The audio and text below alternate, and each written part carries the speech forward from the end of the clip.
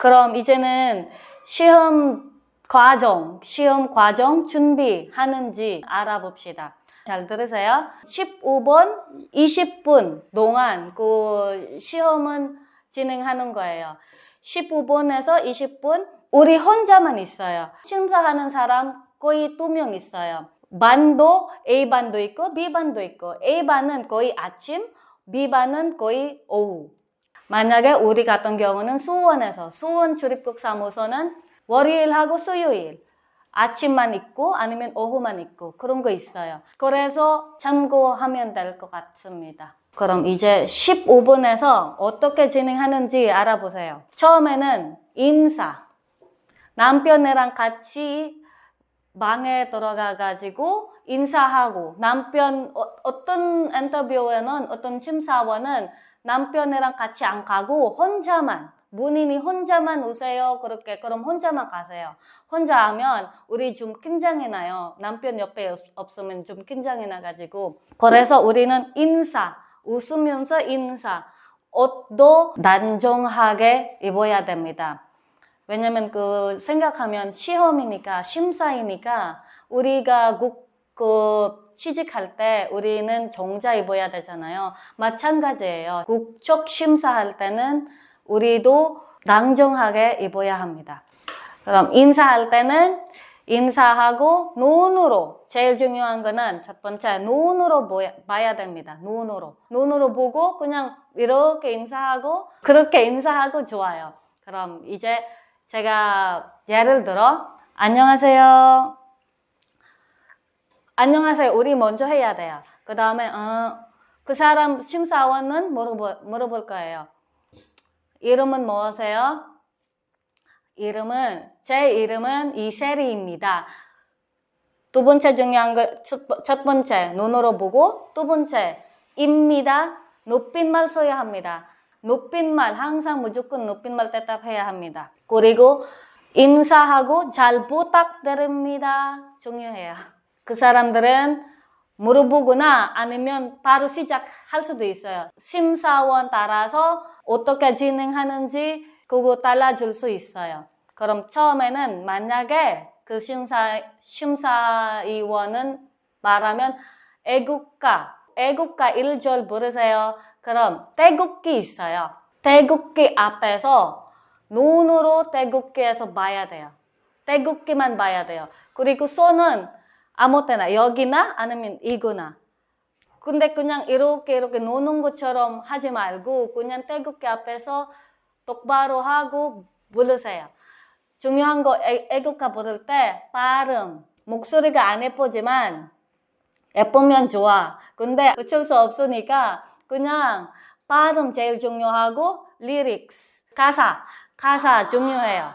맞는지 안 맞는지. 왜냐면 그냥 우리가 그냥 부르는데 우리 심사위원 말해서 1절 부르세요. 근데 당신은 2절 불렀어. 그럼 바로 탈락해요. 바로 불합격해요. 알고 있어야 됩니다. 애국가 중요합니다. 애국가 꼭 알아야 됩니다. 저는 그때 4절까지 배웠어요. 왜냐면 그때 5년 전에 우리는 그냥 책만 사가지고 가르쳐주는 사람은 별로 없으니까 저는 그냥 4절까지 외웠어요. 근데 요즘은 1절만 부르니까 그래서 다 외우는 것보다 1절 제일 중요하니까 그거는 참고해야 할 것 같습니다. 그리고 끝나면 저는 끝났습니다. 그렇게 말해요. 저는 끝났습니다. 그 다음은 개인 질문. 그거는 제가 아까 말해놓은 거는 심사위원 따라서 달라질 수 있다고 말했잖아요.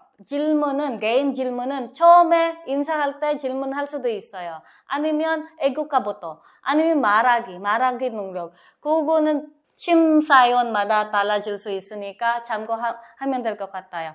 만약에 질문부터 했어요. 개인 질문은 많이 있어요. 그거도 심사위원 따라서 자기가 물어보고 싶은 거는 다 대답해야 됩니다. 개인 질문은 예를 들어 거의 나오는 거는 외국인 등록증 번호 말해보세요. 만약에 제가 같은 경우는 네 92000 그냥 예를 들어 920126 다시 620032입니다. 그 다음에는 멈추고 심사위원 따라서 제시를 따라하세요. 그럼 이제 개인 질문, 이제 외국인 등록증 말해보세요. 그 다음에 한국 온 지 얼마나 되었습니까? 예를 들어 한국 온 지 8년이 되었습니다. 한국 온 지 몇 개월 정도? 아니면 한국 온 지 3년 8개월 되었습니다. 그 다음에 문제, 남편의 이름은 무엇입니까? 남편의 이름은 현빈입니다. 예를 들어. 그 다음에 자녀가 있습니까? 어떻게 대답하는 거? 자녀는 거의 보통 외국인 사람들은 자녀가 무엇인지 모를 수도 있어요. 자녀는 아기가 있습니까? 자녀가 있습니까?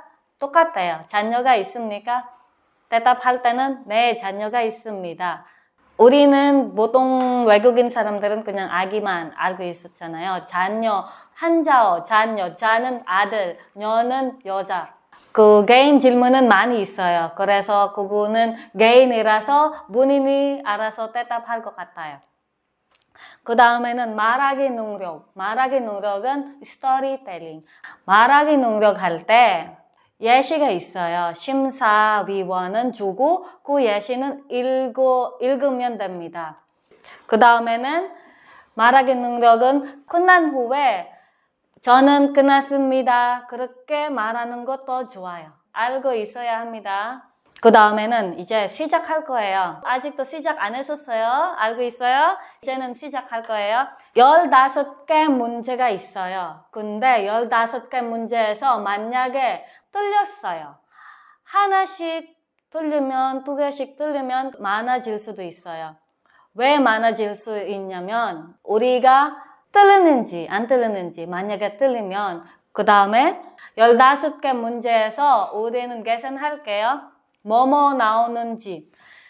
첫 번째 역사 3번 정도만 물어보고 그 다음에 대한민국 관련된 것, 대한민국 우리나라에 관련된 것 뭐뭐 있는지 그 다음에 법, 대한민국 법 3번 정도 물어보고 법 재판 같은 것 그 다음에 전통 우리나라 전통 옷, 전통 문화 그거 물어보고 3번 정도 나머지는 생활 어떻게 진행하는지 3번 정도 물어보고 그럼 15개에서 물어보고 많이 틀리면 많을수록 문제가 나올 수도 있어요. 그럼 제가 15개 정도 물어보고 아니면 10개 정도 물어보고 한번 물어볼게요. 처음에는 물어보는 거는 우리나라의 정식 국가 명칭은 무엇입니까? 정식 국가. 우리 외국인 사람들은 좀 헷갈려요. 국가 때문에. 국가도 있고, 애국가, 그 정식 국가, 우리 무궁화 국가. 그거는 발음은 좀 어렵기 때문에 그거는 잘 들어봐야 됩니다. 왜냐면 중요해요. 쉽게 문제니까 우리는 좀 기회가 될 수도 있으니까 그럼 이거 무조건 알아야 됩니다. 그럼 우리나라의 정식 국가 명칭은 무엇입니까? 맞아. 대한민국. 그 다음에 대한민국을 상징하는 국가의 이름은 무엇입니까? 대한민국을 상징하는 국가의 이름은 무엇입니까? 가끔은 똑같은 답변이지만 질문은 달라질 수도 있어요. 대한민국은 다른 말도 있잖아요. 대한민국은 우리나라를 상징하는 국가의 이름은 무엇입니까? 아니면 한국에 상징하는 국가는 무엇입니까? 그런 거는 다 똑같잖아요. 답변은 하나밖에 없어요. 그럼 우리는 팁 아니면 힌트 잘 들어야 돼요. 힌트는 무엇인지. 그래서 힌트는 국기. 우리나라 국기는 무엇입니까? 태극기입니다. 항상 제가 처음부터 말하는 거는 입니다. 태극기입니다. 아까 대한민국입니다. 입니다 무조건 붙여야 합니다. 그 다음에 태극기를 만드는 사람은 누구입니까? 태극기를 만드는 사람은 누구입니까? 그것도 물어보는 거예요. 그런 것도 나와요. 몇 년인지도 질문에서 나올 수도 있어요. 태극기를 만드는 사람은 답변할 때는 자신 있게, 자연스럽게 태극기를 만드는 사람은 박형효입니다. 그렇게 대답하면 됩니다. 아니면 긴장이 많이 나니까 박형효입니다. 그거는 괜찮습니다. 박형효입니다. 그 다음에 이제 우리 3개 물어봤어요. 그 다음에는 우리 역사에서 이거 잘 나오는 부분은 제가 골랐는데 참고하세요. 조선 전기 세종 때 과학기술 발전에 큰 공을 세운 과학자로 자경루, 혼천이 등 위대한 발명품을 만든 사람은 누구입니까? 여기서는 여기 질문은 길잖아요. 우리는 제가 말하는 거는 힌트. 우리는 힌트 무엇인지 알아보면 더 쉽게 대답할 수 있어요. 여기서는 힌트는 처음에는 무엇인지, 누구인지, 사람인지, 물건인지 그거는 제일 중요한 거는. 이거는 여기서 문제는 누구입니까? 그럼 사람 말하는 거잖아요.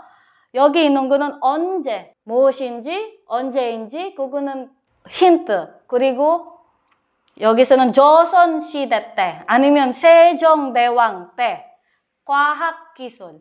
여기는 힌트는 누구, 그리고 조선시대 과학기술, 세종대왕,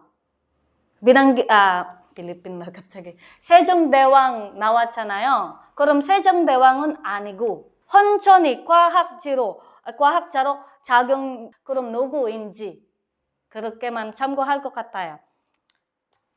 아니면 다른 문제는 조선시대 자경루, 안부일구, 축구기 등 발명품을 만든 과학자의 이름은 무엇입니까? 저기서는 제일 쉽게 할 수 있는 거는 조선시대 자경루, 안부일구, 축구기. 과학자 이름은 누구입니까? 장영실입니다. 장영실입니다. 힌트는 과학자 이름, 안부일구, 자경루, 그 힌트, 자경루, 안부일구, 과학자 이름. 그 다음에 만주 하율빈에서 이토 히로부미를 사살하고 순국한 독립운동가는 누구입니까? 다시 만주 하율빈에서 이토 히로부미를 사살하고 순국한 독립운동가는 누구입니까? 여기 힌트는 하율빈에서 이토 히로부미 그리고 독립운동가. 그거 제일 쉽게 할 수 있는 거. 독립운동가. 그리고 이토 히로부미 누구입니까? 안중근입니다. 이제 세 번째 역사에서 고려를 건국한 왕은 누구입니까? 고려를 건국한 왕은 누구입니까? 저기 힌트는 고려 그리고 건국한 왕. 건국한 왕은 무엇인지 알고 있나요? 건국한 왕은 다른 말은 세운 왕 아니면 최초의 왕. 그래서 문제에서는 3번 정도 나올 수 있어요. 만약에 고려를 세운 왕은 누구입니까? 아니면 고려를 건국한 왕은 누구입니까? 그 다음에 고려를 세운 왕은 누구입니까? 그 다음에 고려를 최초의 왕은 누구입니까? 태조왕건. 근데 그냥 왕건도 돼요. 선생님 왕건만 되나요? 네, 왕건 돼요. 왕건. 근데 그냥 태조는 안 되고, 태조는 무슨 뜻이냐면 태조는 최초 아니면 처음의 왕. 그 다음에 이제는 우리가 전통에서 물어보면 될 것 같습니다. 전통에서 3개 정도만 제가 빨리 물어볼게요. 전통에서 임신 중 대야에게 좋은 영향을 주기 위해 모든 일에 대해서 조심해야 하는 것. 나쁜 생각이나 거친 행동을 삼가면 변한 마음으로 지내야 한다는 대중교육은 무엇입니까? 여기서는 문제는 길지만 힌트는 제일 중요하니까 여기 제일 마지막 말하는 거죠. 대중교육, 그리고 그거 없으면 임신 중 대야에게 좋은 영향, 좋은 말, 만약에 그런 거 나올 수도 있어. 좋은 말, 좋은 행동, 그거 나오면 대중교육 무엇입니까? 대교입니다. 그 다음에 추석에 주로 하는 전통 놀이로 여자들이 손에 손을 잡고 원을 만들어서 들면 놀이를 하는 것은 무엇입니까? 여기서는 힌트, 추석 때 전통 놀이, 그리고 여자 손을 잡고, 그것만 힌트 하면 될 것 같습니다. 추석 때 전통 놀이, 여자들이 손을 잡고, 그리고 원 만들어서 놀이하는 것은 무엇입니까? 강강술래. 이제는 법에서, 아니 경제에서 이제는 행정부의 부처 물어볼게요. 행정부의 부처는 고용과 노동에 관한 사무를 관장하는 중앙행정부의 부처는 무엇입니까? 힌트는 고용과 노동, 그것만 고용과 노동, 그리고 행정부의 부처는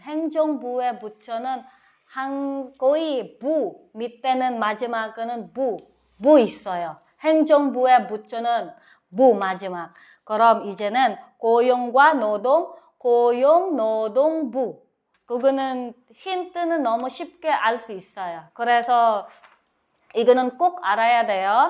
중앙행정부의 부처는 무엇입니까? 그리고 거의 앞에 부분은 나와요. 고용인지 무엇인지 부만 붙이면 돼요.